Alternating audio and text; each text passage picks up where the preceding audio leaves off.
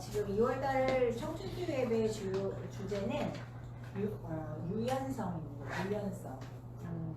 오늘 주제의 제목은 변화에서 좋은 점을 찾는다. 변화를 기회로 본다입니다. 변화에서 좋은 점을 찾아야 한다. 변화에서 기회를 찾아야 한다라는 것은 그럼 이 변화가 긍정적인 것일까요? 부정적인 것일까요? 네? 변화가 긍정적인데 좋은 점을 찾습니까? 네. 변화가 긍정적인 변화가 다가왔을 때 우리는 기회를 찾나요?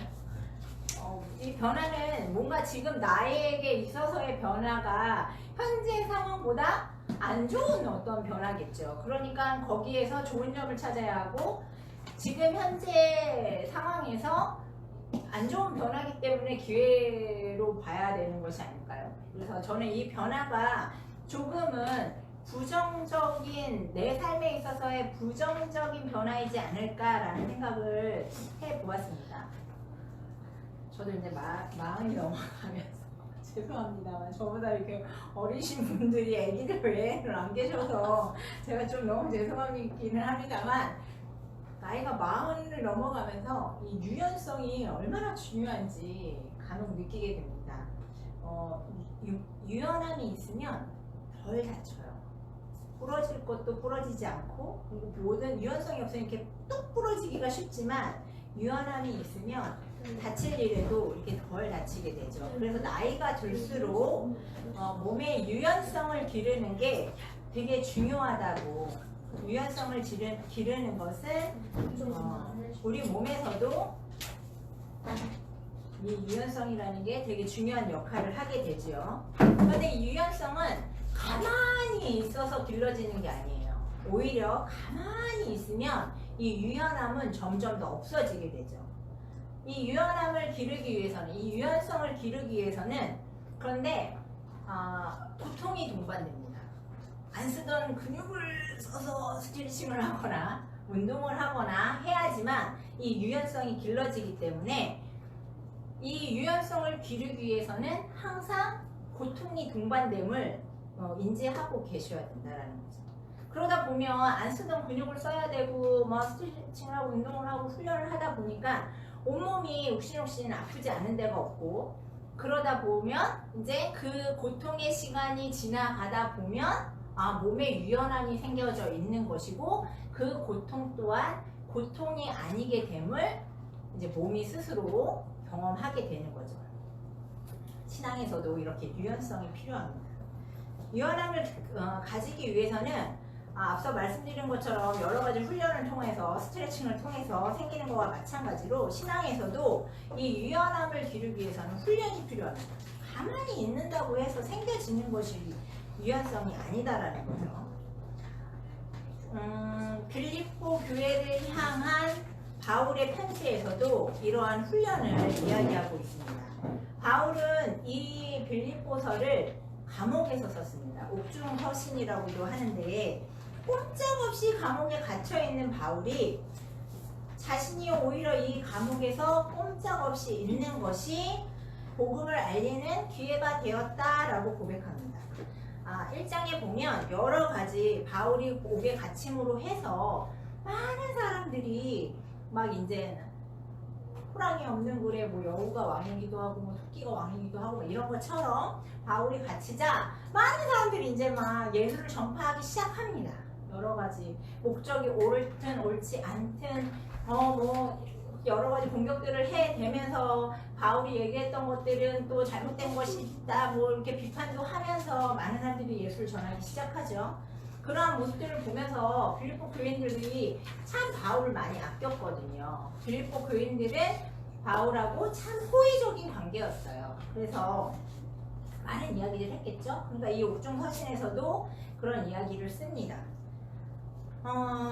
여러 가지 그들 1장 17절에 보면 그들은 나의 매임에 괴로움을 더하게 할 줄로 생각하여 순수하지 못하게 다툼으로 그리스도를 전파하느니라. 그러면 무엇이냐? 거칠애로 하나 참으로 하나 무슨 방도로 하든지 전파되는 것은 그리스도니 이로써 나는 기뻐하고 또한 기뻐하리라 라고 이야기합니다. 여기에서 바울의 신앙의 유연성을 볼 수 있게 되는 것이죠. 어떠한 방식으로든 전파되는 것이 예수 그리스도면 오케이 괜찮다라고 얘기하는 겁니다. 나는 그걸로도 너무 기쁘다라고 얘기하고 있습니다. 사람은 누구나 각자 같은 듯 다릅니다. 우리는 모두 인간이기 때문에 같은 종이기는 하나 인간이라서 모두가 다 각자 다르지요. 생각하는 것이 다르고 하나님의 형상으로 지음을 받았으나 모든 재능이 각자 다릅니다. 상황이나 역할도 모두가 다릅니다. 그렇기 때문에 어떤 한 사람이 전부 옳을 수도 없고 어떤 한 사람이 전부 그를 수도 없습니다. 옳고 그름의 문제가 아니라 모두가 다 다른 상황인 것입니다. 그러니 각자의 생각에서 각자의 자리에서 예수 그리스도를 어떻게 전파하느냐는 다를 수 있다는 것이죠. 하지만 내가 전하는 방식만 옳다라고 얘기할 수 있습니까? 오늘 제가 전하는 예수 그리스도만이 전부이라고 어떻게 얘기할 수 있겠습니까?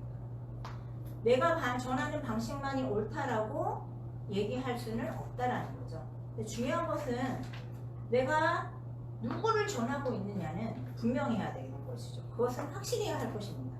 최종적으로 내가 드러내고 싶은 것이 오직 예수 그리스도인지 그것만은 정확히 확인할 필요가 있습니다. 어떠한 방식으로 기독교를 소개할 수 있고 성경을 가르칠 수 있습니다. 하지만 그것의 최종 목적이 무엇인지, 최종 목적을 누구를 드러내고 싶은 것인지, 우리는 예수 그리스도를 전하는 것이 정말 이것이 최종 목표인지를 항상 점검해야 될 필요가 있습니다. 감옥에 있는 바울은 곧 죽음을 맞이할 수도 있는 상황이었어요. 어딘지 어느 때 그냥 사형하면 사형당할 수 있는 그런 예전의 상황은 그랬죠. 그럼에도 불구하고 자신의 할 일을 멈추지 않고 계속해서 동력자들에게 서신을 쓰고 편지를 쓰면서 때로는 질책하기도 하고 너희들 왜 이러고 있니? 그리고 때로는 지지와 응원을 보내기도 합니다. 그러면서 스스로도 그렇겠죠. 저도 설교를 준비하면서 항상 고민을 합니다. 제가 이렇게 말씀대로 살지 못하면 설교를 전하는 것이 늘 이거에 대한 고민. 그래서 조금이라도 나의 삶의 방향을 내가 전한 말씀대로라도 조금은 살아야 되지 않을까 항상. 그래서 설교를 하지 않을 때보다 설교를 할 때의 어떤 경건의 훈련은 더 되는 게 아닐까 생각을 해봅니다. 바울도 마찬가지 아니었을까요? 복중에서 서신을 많은 교회들에게 쓰면서 자신 스스로에게 하고 싶은 말을 적지 않았었을까라고 생각해 봅니다. 성경 안에서 그러다 보니 이제 빌립보서에는 아까 말씀드렸던 것처럼 빌립보 교인들은 바울하고의 관계가 되게 호의적이었어요. 없는 중에도 자신의 것들을 털어 바울에게 지원했고 어떤 그런 관계 속에서 보다 보니까 다른 옥중 서신들에 비해서는 이 빌립보서는 되게 기쁨이 넘치게 즐겁게 이렇게 쓴 모습들을 볼 수 있습니다. 그래서 다른 서신에 비해서 질책보다는 지지의 글들, 응원의 글들 이런 것들로 채워져 있는 것을 볼 수 있습니다. 성경이 전체적으로 이렇게 보다 보면 하나님의 유연성이 어떻게 드러날까? 하나님의 유연성은 그럼 어떤 모습으로 나타날까를 생각해 봤어요. 그랬더니 제가 느낀 하나님의 가장 큰 유연성은 성육신 사건이지 않을까 생각해 봤습니다. 하나님이 하나님의 존재로만 남아있지 않고 하나님의 존재를 끝내는 것. 나는 하나님, 너희는 인간 이걸로 끝낸 것이 아니라 나는 하나님이지만 내가 너희와 같아질게 라고 한 사건. 이 성육신 사건이야말로 하나님의 유연성이 극명하게 나타난 것이지 않을까 생각해 봤습니다. 성육신 사건은 복음서는 물론이며 여러 가지 사건으로도 많이 나타나요. 성경의 여러 곳에서도 많이 나타나고 있습니다.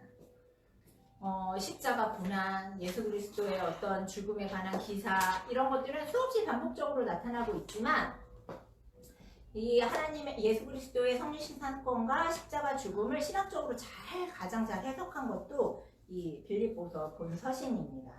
이 장에서 사도 바울은 예수 그리스도의 본질은 하나님과 동등하다라고 말하고 있습니다. 예수님은 스스로 하나님과 동등했지만 동등되게 여기지 않고 인간의 몸을 입고 세상에 내려오시고 심지어 보통 인간들보다도 더 낮고 비천한 삶을 사셨다고 기록되어져 있습니다. 그 분명한 증거가 예수님의 십자가 죽음이죠. 이 당시 십자가의 형벌은 그 악독한 죄수들에게도 잘 그다지 쓰지 않았던 형벌이라고 해요. 그러니까 정말로 극악무도한 사람들에게 가끔 정말 간혹가다 이루어지는 형벌이었는데 예수님이 그러한 형벌로 죽음을 당하셨다라는 거죠. 그것만 보더라도 예수님이 얼마나 이 세상을 살아가시면서 마지막에 그렇게 비참한 죽음을 맞이하셨는지. 그러면서 사랑하는 빌립보 교인들에게 사도 바울은 이야기하고 있습니다. 이 마음을 품으라. 그 마음이 바로 예수 그리스도의 마음입니다. 예수 그리스도의 마음은 곧 겸손과 희생의 정신입니다. 주님께서 부활하시고 승천하시고 하나님 보좌 우편에 가장 영광스러운 자리에 계신 이유는 바로 이러한 희생과 겸손을 감당해내셨기 때문이죠. 만약에 그러한 것들을 이뤄내지 않으셨다면 부활이 과연 있었을까요? 예수님이 하나님 보좌 우편에 계셨을까요? 그렇지 않았을 거다라는 거죠. 예수님께서 하나님의 뜻을 온전히 다 이루어내신 그 사건 때문에, 근데 온전히 이루어내신 그 사건이 바로 삶에 있어서 인간으로서의 살아갔던 그 삶의 인생의 전부가 겸손함과 희생으로 점철된 삶이었다라는 거죠. 그것을 지금 우리에게 품으라라고 이야기하고 있습니다. 바울이 감옥에 갇힌 이유도 바로 복음을 전했기 때문입니다. 예수 그리스도의 복음을 전한 그 이유 때문에 감옥에 갇히는 것도 마다하지 않았고 오히려 죽음 앞에서도 당당할 수 있었던 것이 자신의 다른 죄 때문이 아니라 예수 그리스도를 전하는 그 복음의 일 때문에 본인이 이 옥에 갇힌 것이 기쁘다, 오히려 기쁘게 이 생활을 할 수 있다라고 이야기할 수 있는 것입니다. 그러니까 빌립보 교인들에게도 당당하게 얘기하고 있죠. 기뻐해라. 고난을 기뻐해라. 고난을 기뻐하실 수 있습니까? 아니요. 예수 그리스도의 마음을 품는 것, 겸손의 자리로 나아가는 것. 낮아지지 않고는 높아질 수 없다. 죽지 않고는 부활할 수 없다. 이것이 본 서신의 핵심 교훈입니다. 또한 성경에 탈탈 털었을 때의 핵심 내용이기도 하죠. 하나님의 원칙은 낮아져야지만 높아질 것이다. 죽어야지만 새로운 열매가 맺힐 것이다. 죽어야지만 부활이 있을 것이다가 성경에 하나님께서 하시는 어떤 경륜이죠. 이렇게 돌아가는 하나님이 원하시는 원리이죠. 그래서 오늘의 본문 말씀에서도 하나님이 은혜를 주신다는 것은 다만 예수 그리스도를 믿는 것으로 끝나고 기쁘다로 끝나는 게 아니라 너희도 예수 그리스도를 위하여 고난도 받게 하려 하신다는 것입니다. 이러한 상반된 말씀, 여기에서 우리는 신앙의 유연성을 찾아볼 의미를 갖게 됩니다. 앞서 말씀드린 대로 유연성은 가만히 그저 길러지지 않습니다. 쓰지 않았던 근육을 움직여야 하고 가만히 굳어지는 것을 방지하기 위해서 계속 움직여야 하는 것입니다. 그렇기 때문에 유연성은 살아있음 그 자체입니다. 죽은 것에서 유연성을 찾을 이유는 없죠. 우리는 살아계신 하나님을 믿습니다. 그렇죠? 아멘 정문 나와주세요. 하나님은 살아계신 주님이시죠. 그래서 예수 그리스도만이 오직 길이요 생명이라고 우리는 당당하게 말할 수 있는 것입니다.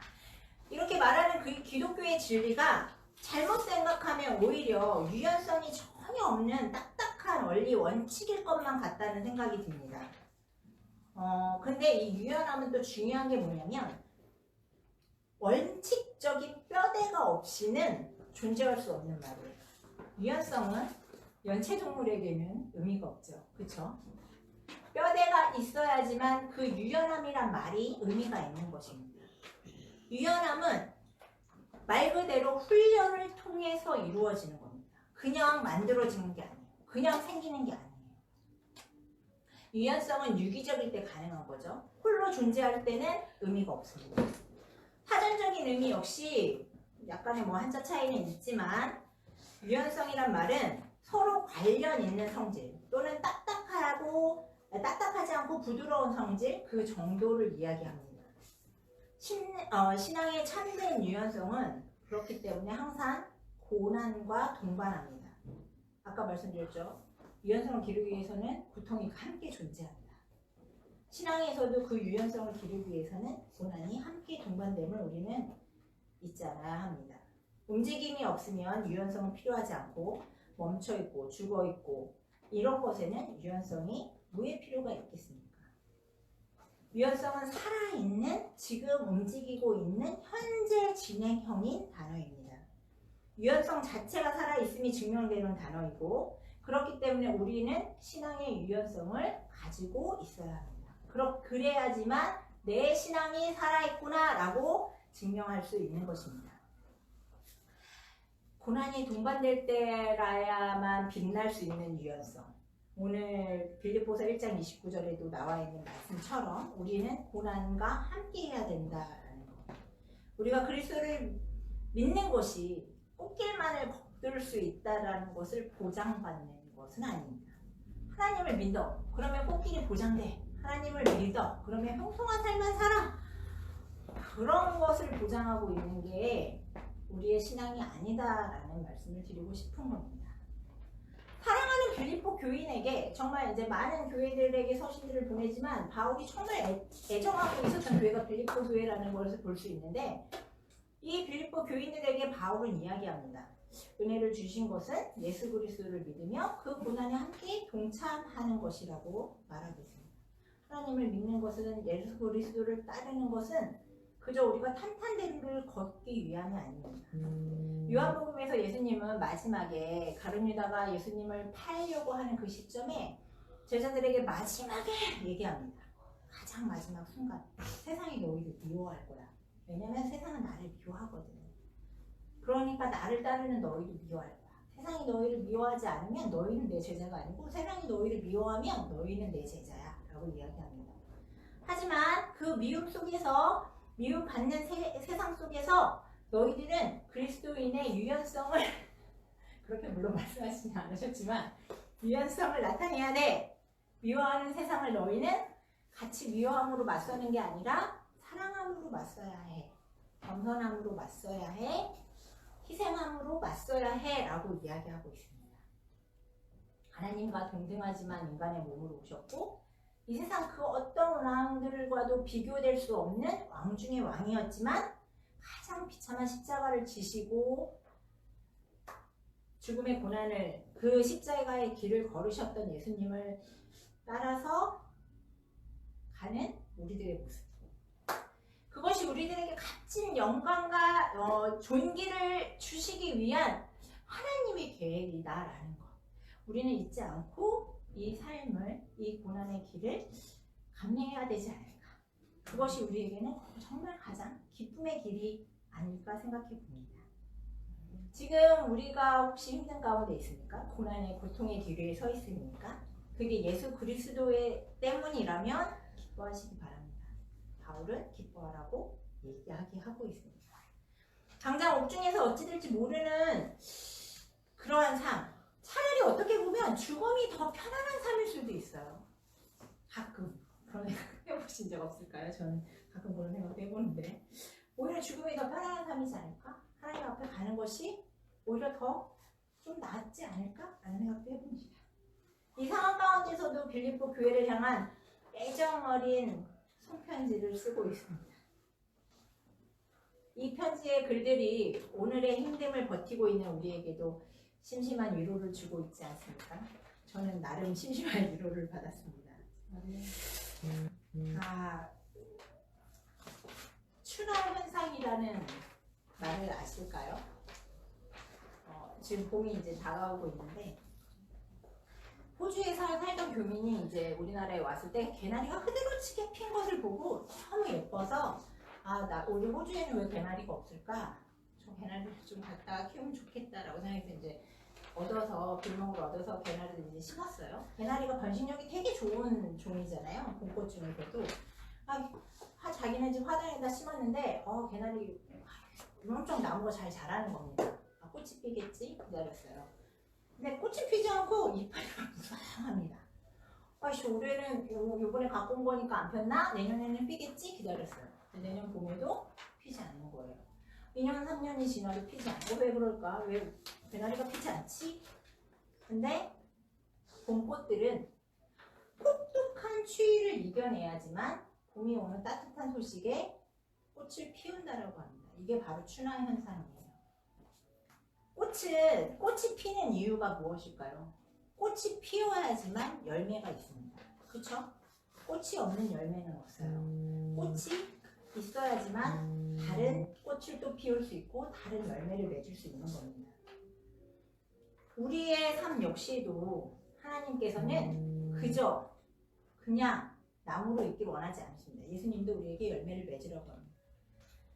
우리가 혹독한 시련을, 혹독한 겨울을 잘 이겨낼수록 우리의 꽃은 예쁠 것이고 그 꽃을 통해서 또 다른 열매가 맺어질 것이라고 믿습니다. 사랑하는 성도 여러분, 우리 안에 그리스도의 영광의 꽃을 피우기 위해 혹독한 겨울을 지나고 계십니까? 아니면 편안하신가요? 바울의 손편지가 오늘 우리에게도 위로와 응원의 메시지를 보내고 있는 것 같습니다. 그리스도의 마음을 품고 겸손함으로 기쁨 가운데 살아가는 유연함을 유지하는 우리 성도 여러분들이 되시기 바랍니다. 네. 마지막으로 오늘 본문 말씀을 읽어봤으면 좋겠습니다. 좀 다 적으셔줘요. 언제 어느 때 읽으라고 할지 모르니까. 네. 빌립보서 1장 29절 말씀입니다. 빌립보서 1장 29절 한 목소리로 다시 한번 읽어보겠습니다. 그리스도를 위하여 너희에게 은혜를 주신 것은 다만 그를 믿을 뿐 아니라 또한 그를 위하여 고난도 받게 하려 하심이라.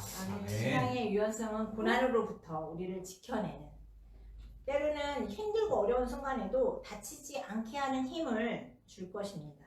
고난 속에서 자라 예쁘게 꽃을 피우고 열매 맺는 그날까지 소망을 잃지 마시고 유연하게 하나 주구나 주를 위해 사시는 우리 성도 여러분과 제가 되길 소망합니다. 오늘 말씀을 생각하면서 가지고 오신 기도 제목들과 함께 자유로 기도하시고 나갔으면 좋겠습니다.